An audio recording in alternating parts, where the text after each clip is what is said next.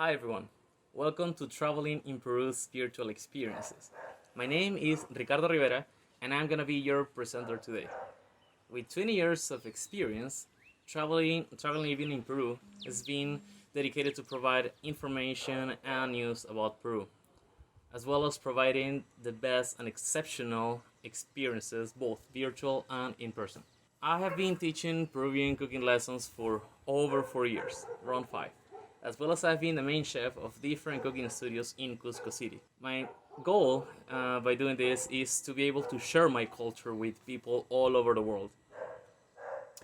And because of this situation, we can't really get to connect with that much people as we used to. So I'm really glad that I have the chance to keep sharing this knowledge about my culture and share it with you guys. Today I'm gonna show you how to make a classic pisco sour and a classic ceviche as well. And then of course I'm gonna give you tips and other recommendations of how you can improve or customize this drink and this dish to make it even better for yourself. Okay, so let's start with this now. I have on my side everything we need for pisco sour, and we're gonna make it in the traditional way. This is like the classic way, which is using a shaker. And you can use a blender as well. I'm gonna tell you the differences after this, and also give you some tips of how you can make it also in a blender but make it still quite nice. So before that, I wanna tell you a little bit about pisco and pisco sour in general. Pisco, it's a grape distill that is technically the distillation of the wine. So for making this, I don't know if you've ever been to Peru or you have ever tried this dish. What we do is we ferment the grape juice between 9 days and 14 days, depending on the kind of pisco you want to make, and then we distill it. The percent of alcohol of this drink is really strong. It's between 42 and 45, 46% of alcohol, so it's quite high. We use grapes like Quebranta, Negra Criolla, Mollar, and Uvina. These 4 grapes are the ones we use for making pure pisco. On the other side, we have aromatic pisco. For this aromatic pisco, we use these green grapes, which are quite sweet and delicious to eat. And these ones are Italia, Mollar, Uvina, and Torontel. These 4. So we in Peru use 8 different kinds of grapes for making pisco. We have pure pisco and the aromatic. But then we have a third kind, which is a blend of these 2. Part of pisco, pure pisco, and part of aromatic. The percents, well, some people say it's around 40% of pure pisco, 60% of aromatic, but that depends of course also of the master, the guy that is distilling the piscos, and depending of the vineyards. I was just a couple of weeks ago in Ica, which is one of the most traditional places where pisco is made. We're doing some tours around these vineyards, and some of them still have this old equipment. We could see like a winery museum where they had these machines of 1850, which is crazy. The point is that I talked to some of these pisco producers, and they kind of calculate there's no special measure for making the acholato. That also depends of the season, how sweet are the grapes and everything. So there's no exact measure for that. So now that you know a little bit more about pisco in general, I don't know if you know the story of the pisco sour, which is quite known. Pisco sour is a drink that was created in Lima back at the beginning of 19th century. This North American guy, Victor Morris, came to Peru at the beginning of 1900 to work. And in 1916, he opened his bar in the Murray Hotel, the Morris Bar, one of the fanciest bars of those times. And he used to serve these classic drinks, especially whiskey and American whiskey, which is called bourbon. So the creation of this pisco sour might have come like an accident that time, because he used pisco instead of whiskey for making a whiskey sour. So he just replaced it. And after that, this became that popular that every single bar of the area had it. Fancy bars, hotels, etc. Everyone. And a lot of people love it, of course. And it was that important, it is that important, including these days, that this is one of the most representative drinks from Peru, the pisco sour. So now that you know this, I'm gonna show you how to make Very easy. There's nothing hard on this. First of all, we need a shaker. We can use a blender, of course, but I think a shaker is way better than anything. The quality of pisco sour or cocktails in general that you get on a shaker, to me, you can't really compare it when you make it on a blender. But there's some tricks that I'm gonna share with you later in case you don't have this and you have to use a blender for making this at home for you, friends, or for a party. So, first of all, we're gonna take our ice cubes. We're gonna put around 6-7 ice cubes, depending on how big your ice cubes are. Mine are quite small, so I'm gonna use some more. Here we go. You need a good quality of ice. I'm using a lot because my ice cubes are tiny. You need big ones, like, yeah, kind of like this, like two of these toes. That will be perfect. 6 of them, 7. So you normally fill up to here with ice. Of course, if they're big, it's gonna be just 5 or 6 because they leave some space inside. Now we're gonna do this classic recipe, which is the 3-2-1. That means 3 ounces of pisco, 3-1-1. 3 ounces of pisco, 1 of syrup, 1 of lime. The 3-2-1 is 3 of pisco, 2 of syrup, on 1 of lime. 2 of syrup, it's quite too much for this. It's personally, I think it's too sweet. I wouldn't have it at all. So that's gonna be up to you. If you like sweet, maybe you can try that one. Maybe it's better for you, but for me, it's not at all. And by the way, this jigger I have here, the classic jiggers have a measure of 1 and 2 ounces. This one here has of 1 and 1 ounce and a half. So here we go with 3 ounces of pisco. About the pisco, well, you can use any of them, but the most recommended is the pisco puro, the pure pisco. Pisco, aromatic pisco, is normally used for taking shots, for drinking straight, and the acholado for making chilcano, which is another drink that I hope I have the chance to show you another time too. So after this, we are going with the lime, and for this I have a little lime squeezer. It has to be quite sour. Remember, it's pisco sour, so you can replace the lime with all the things like passion fruit, or mix it with other fruits. Lime with some strawberry, sounds crazy, but it's really good. Passion fruit with mango, one of my favorites. So here, these 2 limes are 1 ounce exactly. So just gonna put this here inside. Make sure you have no seeds inside, that's important. Here, there we go. Now, third ingredient we go with is the simple syrup or liquid sugar. We add 1 ounce of this, and if you couldn't buy this, you can make it at home. It's just equal parts of white sugar and water. You put it in really low fire for around 8 minutes, less than 10, depending. You stir a little bit, and then when it gets cold, it's gonna get quite thick as this. So that's it. We need only 1 ounce. But make sure everything you fill here, fill it to the very top of the jigger. Otherwise, you won't have a full glass of pisco sour. Works for you. So, and at the end, what's coming here is the egg white. What I do when I use raw eggs for anything, making mayonnaise, sauces, anything, I first check if there's no little chicken here. That's really important. Okay? If there's no little chicken, then I can use this egg white. And here we go. Being careful to not use any yolk here. We don't need the yolk. Here we go. Okay. So, now that I have all these ingredients here, it's time to shake. We're gonna cover this. If your hands are quite sensitive to cold, I recommend you to use a little towel to protect your hands because this gets really, really cold. Shake very hard and non-stop for at least 20-30 seconds.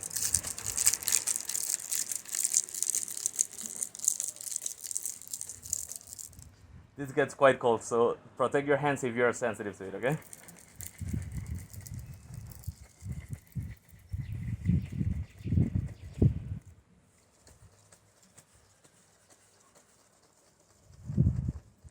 Be careful, if this gets open, you're gonna get pisco shower instead, so make sure you close it really well. And mine seems to be ready. So take our glass. When you open this, be careful. If you open this right away, it's gonna jump up. So let's wait a little bit till it settles there, and open this carefully, little by little. Every drop counts. Please remember that. This is very important. Here we go. Now you're gonna get this with 1 or 2 fingers on top, however you feel safer and better. And we're gonna serve our pisco sour here.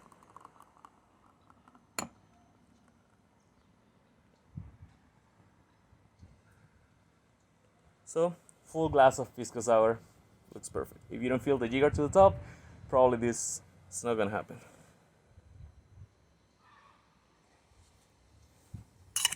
So on the side.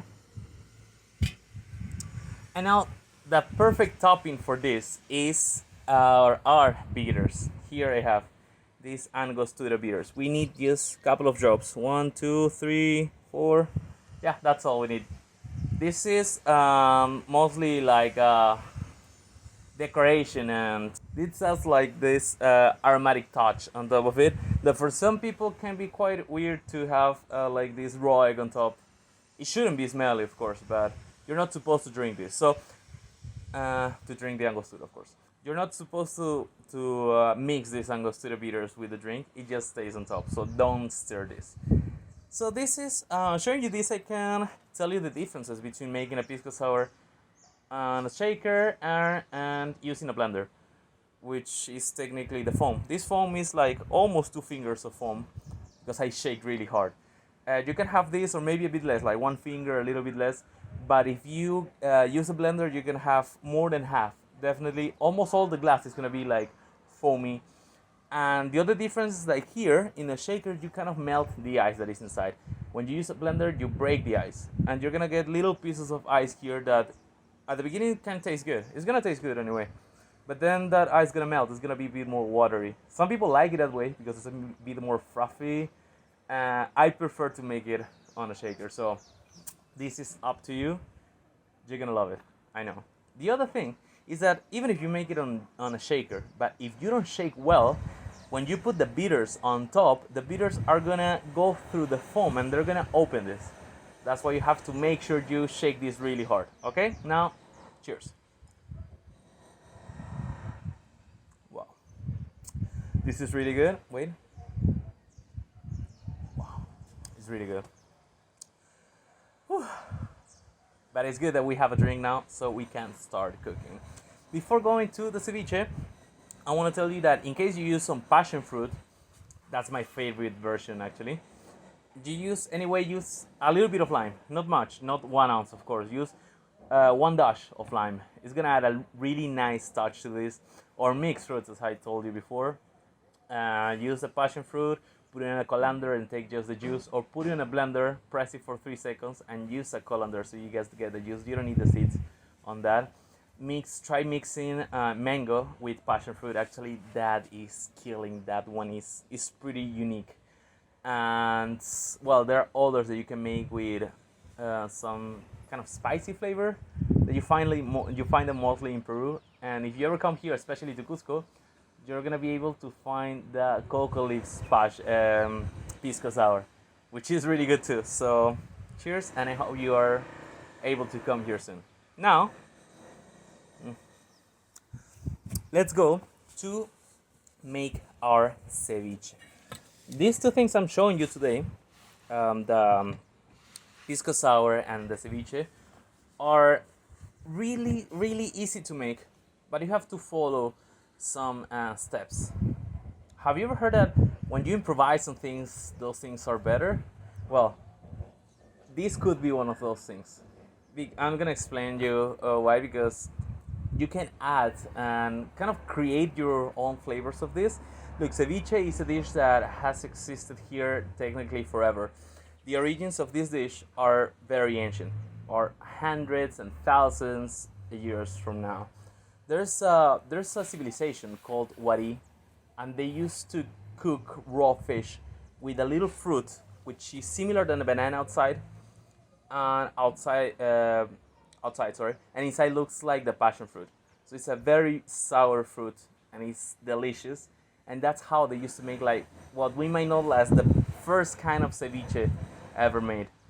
Ceviche has been evolving until now, of course. Back in the 16, 17, 1800, it used to be made with orange juice, not with lime, orange juice. And we used to let it rest in a bowl for hours, from 1 to 3 and 4 hours, depending the kind of ceviche you could make, depending where you made it too.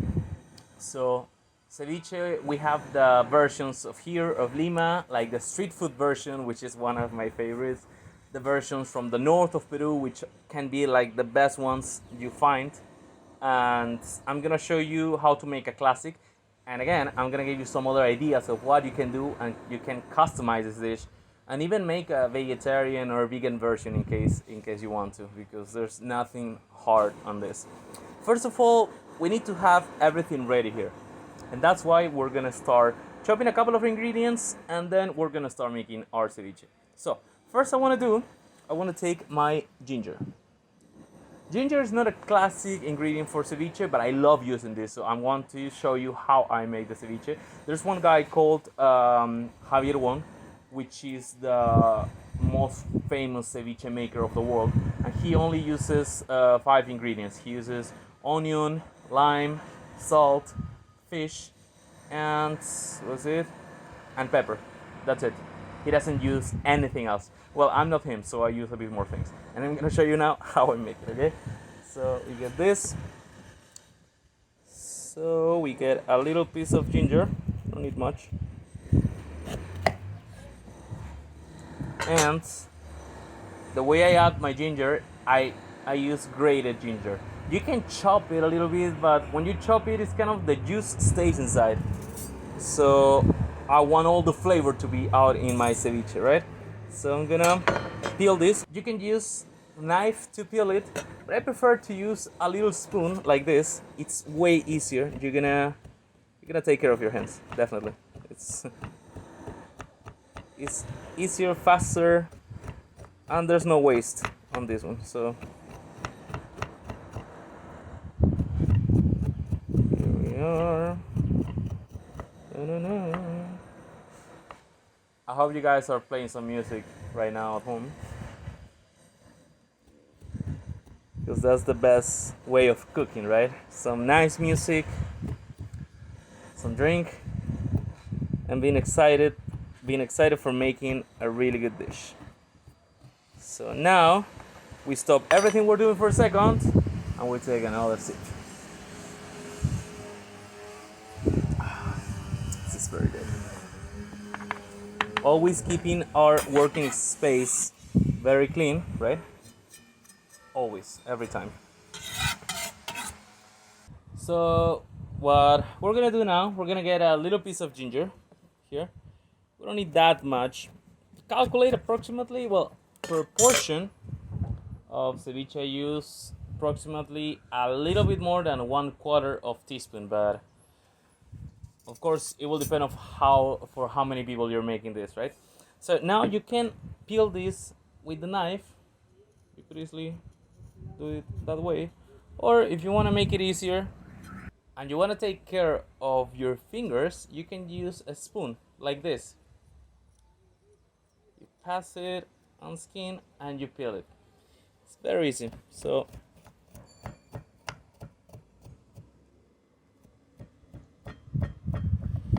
here we go. Doing just a little piece.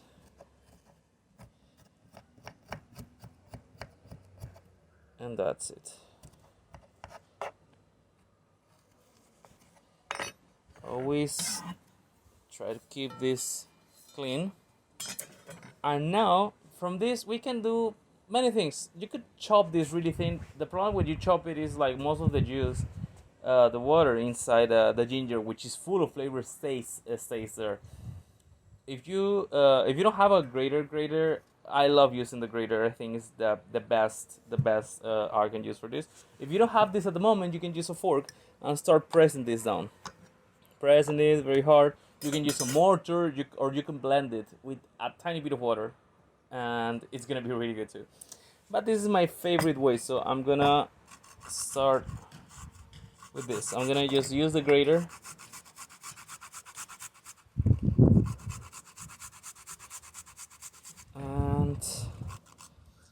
Here you're gonna notice outside the grater, it's gonna stay a little bit of ginger, but it's quite dry. We don't really need that. We need everything that falls into the bowl and everything that stays inside the grater as well.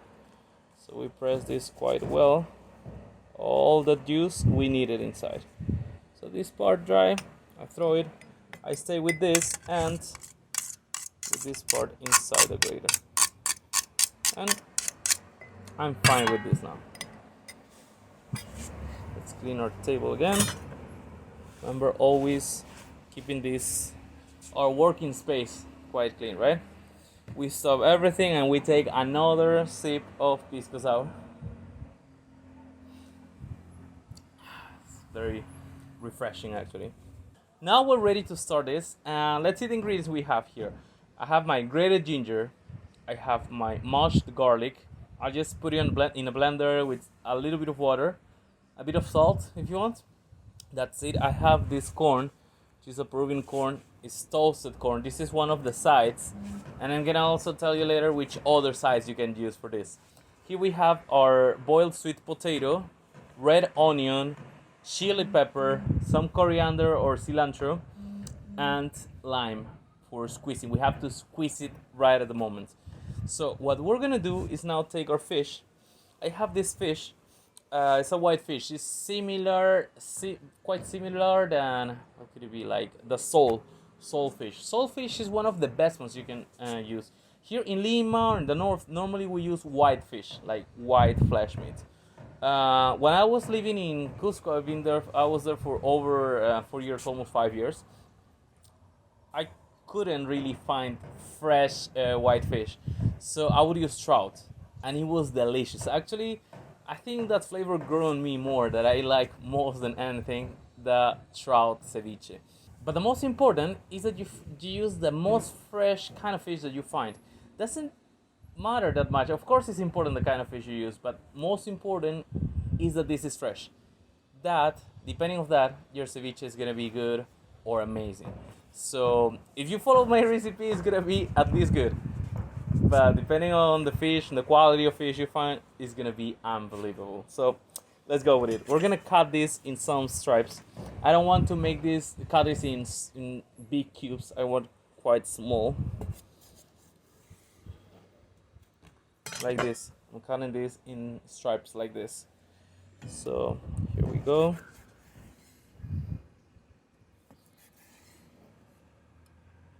You can use even like kingfish. That's with kingfish you find like a really cheap ceviche in the beach. It's really simple, but it's quite like nostalgic. It's most than anything for us, for people in Lima, will be memories of people going to this public beach near Lima where you find everything really cheap. $2 ceviche or $1 ceviche, something like that. So probably that's what I would like it even more. We cut this in cubes. The problem is we cut this in bigger cubes, the flavor is not gonna get through all of it. When you try it, you're gonna feel a good flavor outside, but inside is gonna feel quite raw, and So I prefer to cut it quite small, medium-sized cubes, but never too big. So here we go.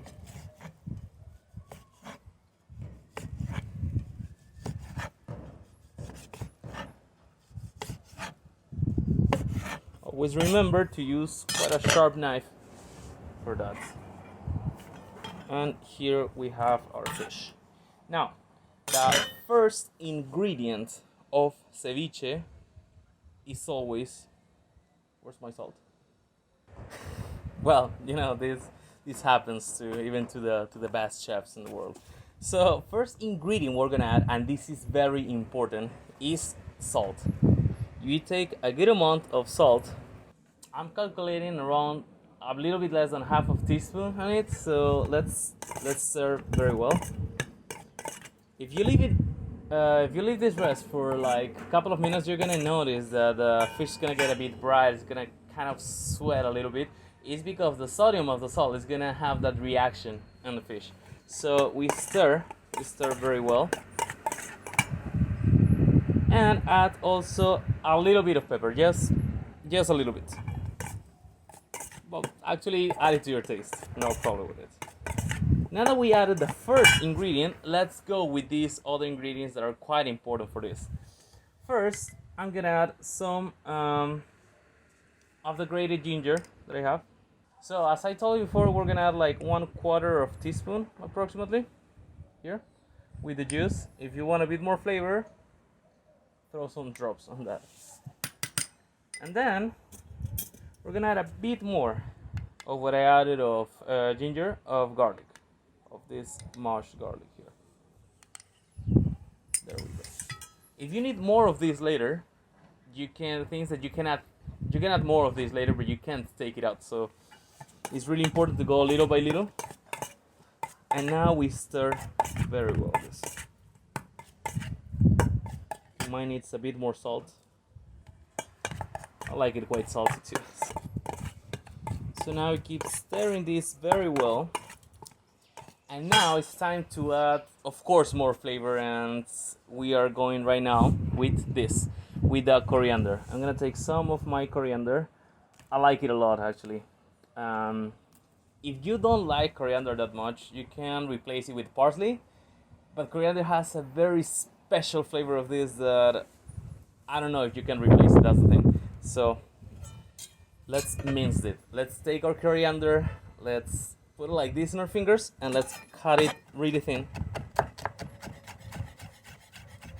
Just cut 1-2 times through it, that's enough. That's it. And you put it in, all of it. Now you're gonna feel the aroma of mixing these ingredients, the ginger, the garlic, and the coriander, or cilantro, however you want to call it. The fish is also getting a little bit dried. Seems a little bit liquidy at the bottom of this bowl. And something I must mention to you is that we always, for making ceviche, if you have come to Peru or if you have seen people making ceviche, you might be wondering why everyone uses always a metal bowl like this. It's really simple. If you use plastic normally kind of keeps some of the flavor of previous preparations, and in case of ceviche, we don't want that. We don't want to mix this with flavors of other things. So we use a metal container and also a metal spoon as well.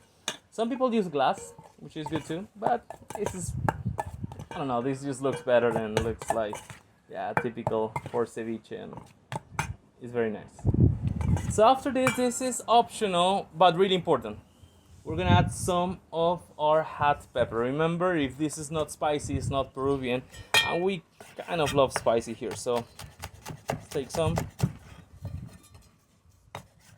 Gonna chop it with all seeds.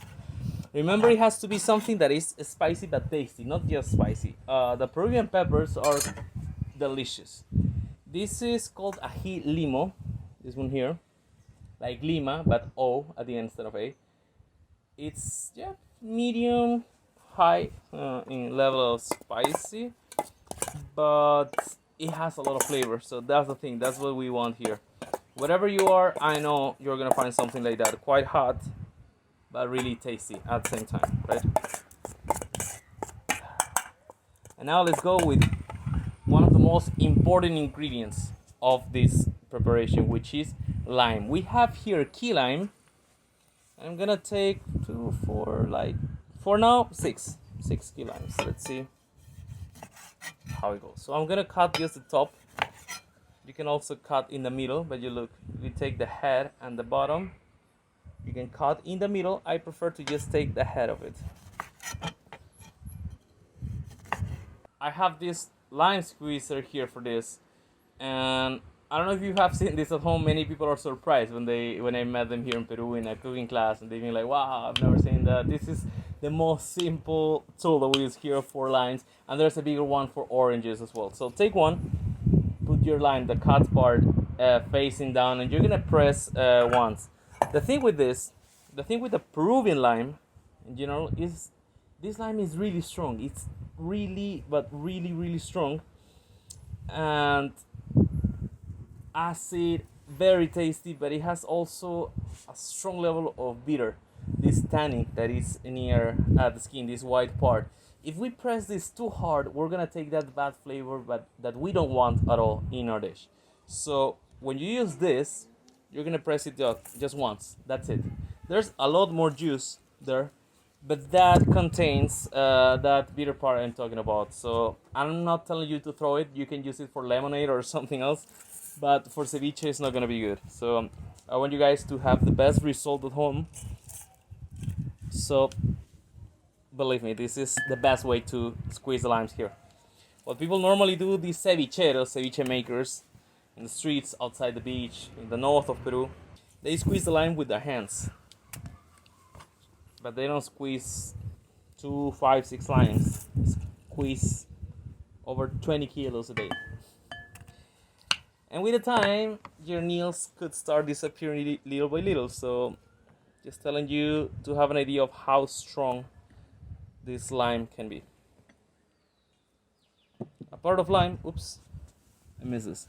So a part of the lime, I told you that ancient civilizations would use this fruit called tumbo, which is like a passion fruit. And before we would use orange juice. So you can try to create a balance as well. And as far as I know, there's some other countries in South America where they still use orange juice. And other countries like Mexico that use avocado for making ceviches. So everyone knows ceviche is a Peruvian dish, but each country kind of has like their own version of it, which is really nice. I think it's very cool. So get creative at home and add any other citrus that you easily find in a local market. That's gonna that could make this dish keep evolving, and we don't know how far we can get with this. So try it. Try new things. It's always good to do it at home, right? Now we're gonna leave this rest a little bit while again we clean this with our knife. We are gonna cut the onion. We need a small onion. This one looks fine. Perfect. Here. We're gonna cut this in feathers. So what you could do, you cut this in half like this. Take the trash. We're gonna take the head and the bottom out of it, both. We're gonna clean this. We need to take maybe one layer off. Yes. Once we have the onion, we're gonna cut it like this, like in vertical, not horizontal slices, verticals. So we take it and we cut it very thin, very thin. Don't do it too fast. Just go little by little. So what I do is this: I cut half and then I go on the other side. Here.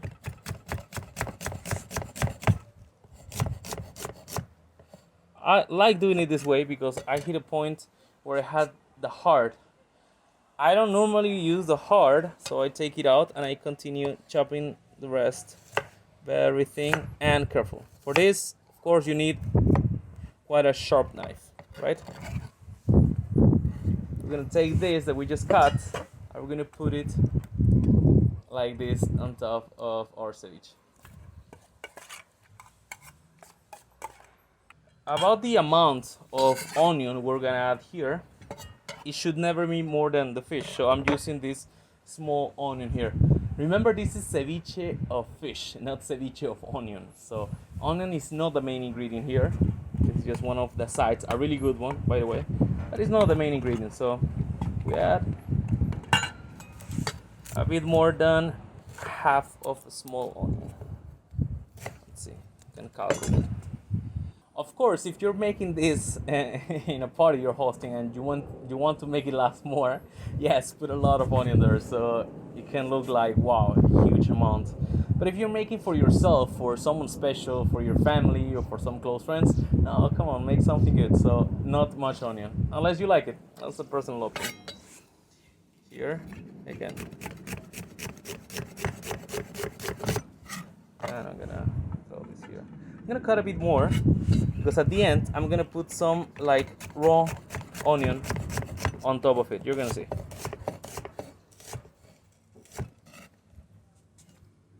I'm gonna keep this here.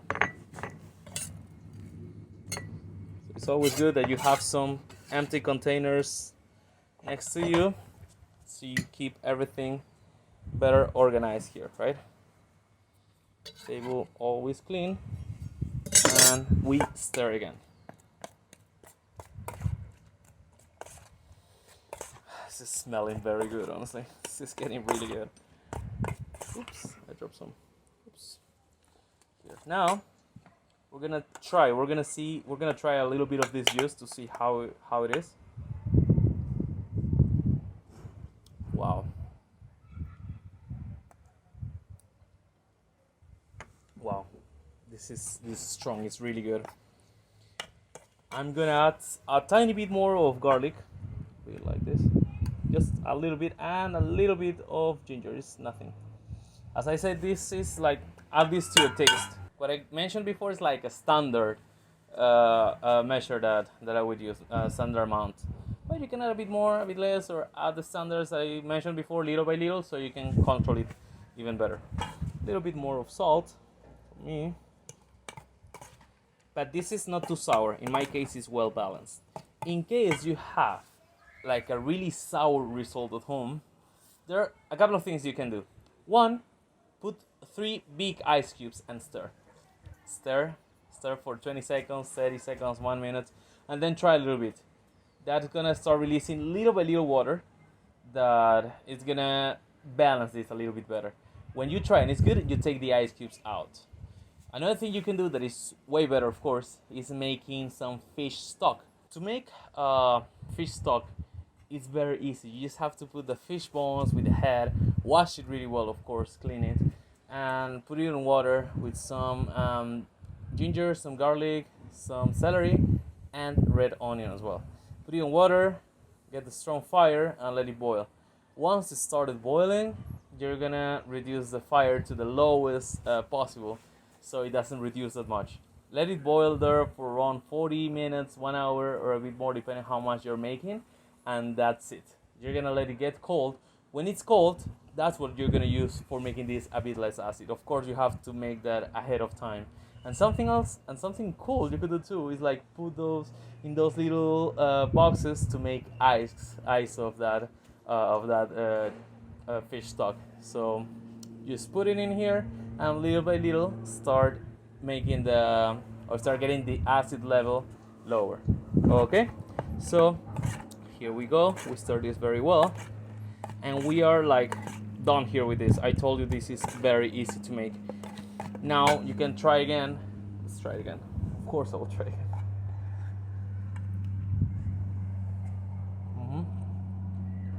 Perfect. This is really good. The color of my fish is completely changed in just minutes.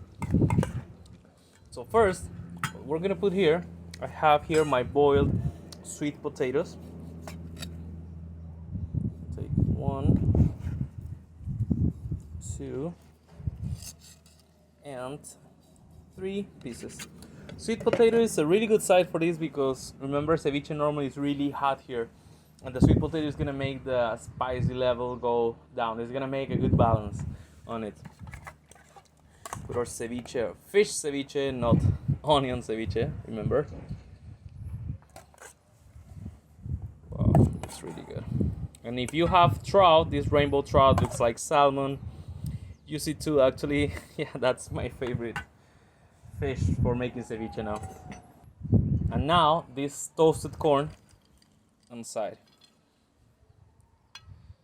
You could use also boiled corn, which is another typical topping that we use here, or some banana chips. Believe it or not, it's a really good combination. But here we have something soft like the mashed potato, the sweet potatoes, and here the corn. Don't forget to add some of this raw onion that I was mentioning before. It's gonna be a little bit stronger. It's gonna be really cool. But add this on top. They use what we call the tiger's milk. All of it on top. And also, if you want, a piece of pepper right on top of it. There we go. And like this,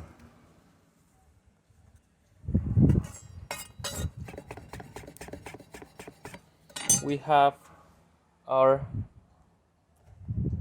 classic ceviche made in just minutes. So for this, you just have to be ready and, well, and be ready to enjoy it. I think I have to try it.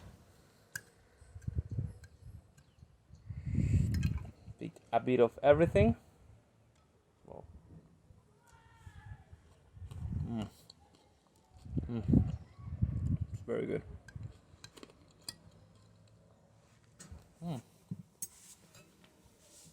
This is perfect. Guys, this is perfect. You're gonna really love it. As I told you before, just make sure you have fresh fish. And another tip I can give you is before start making this, put it in the freezer for like 5-10 minutes. So it's gonna be really cold. As the colder it is, it's gonna keep and remain that sense of freshness.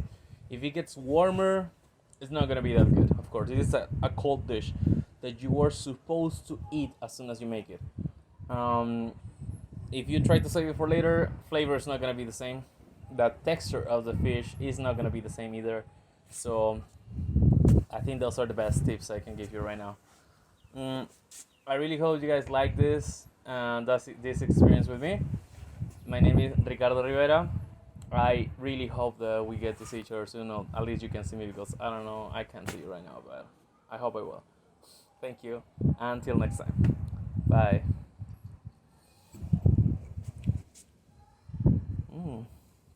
Ay, qué rico. You got the video?